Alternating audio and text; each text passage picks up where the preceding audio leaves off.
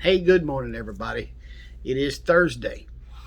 It is July the 8th, and I'm glad you've joined me this morning. I hope you're safe and well and blessed. I hope that you're ready to be a witness for Jesus.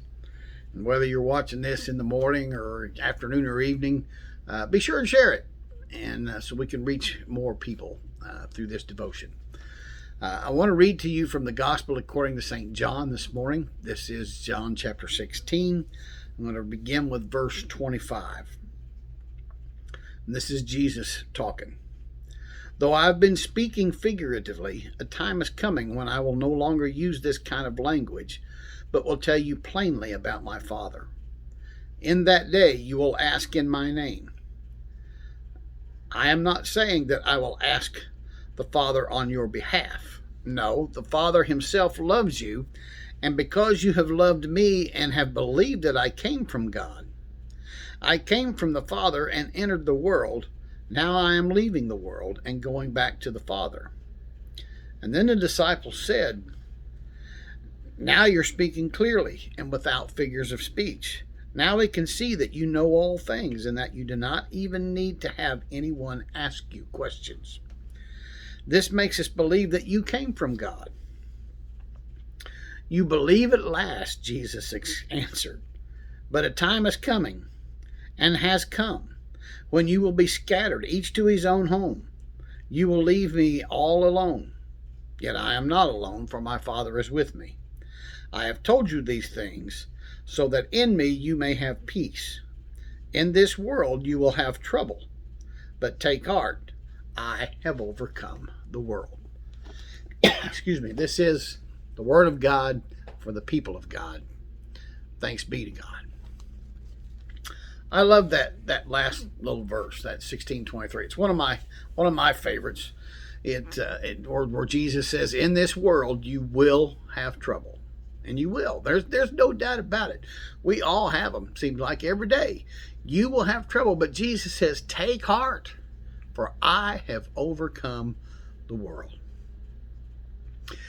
In C.S. Lewis's book, God in the Dock, he wrote this. Imagine a set of people all living in the same building. Half of them think it's a hotel. The other half think it's prison. Those who think it's a hotel might regard it as quite intolerable. And those who thought it was a prison might decide that it was really surprisingly comfortable. Lewis used this contrast between a hotel and a prison really in a very clever way to illustrate how we view life based on our expectations. He went on to say, excuse me, if you think of this world as a place intended simply for our happiness, you find it quite intolerable. If you think of it as a place of training and correction, then it's not so bad. Sometimes we expect that life should be all happy, be pain-free. And we get angry and we get annoyed when life's not a bowl of cherries. But that's not what the Bible teaches.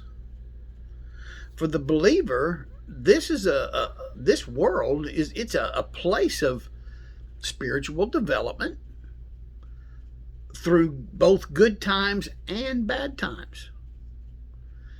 Jesus was realistic when he explained what to expect in life. And he told his disciples, in this world you will have trouble. And notice the word will. In this world you will have trouble. He didn't say you might have trouble. He said you will have trouble. But then he ended that sentence by saying, take heart, because I have overcome the world. Notice something here.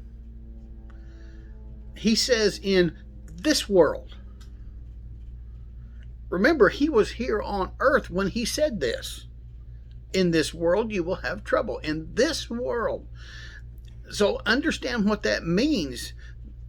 It means that there is another world to come.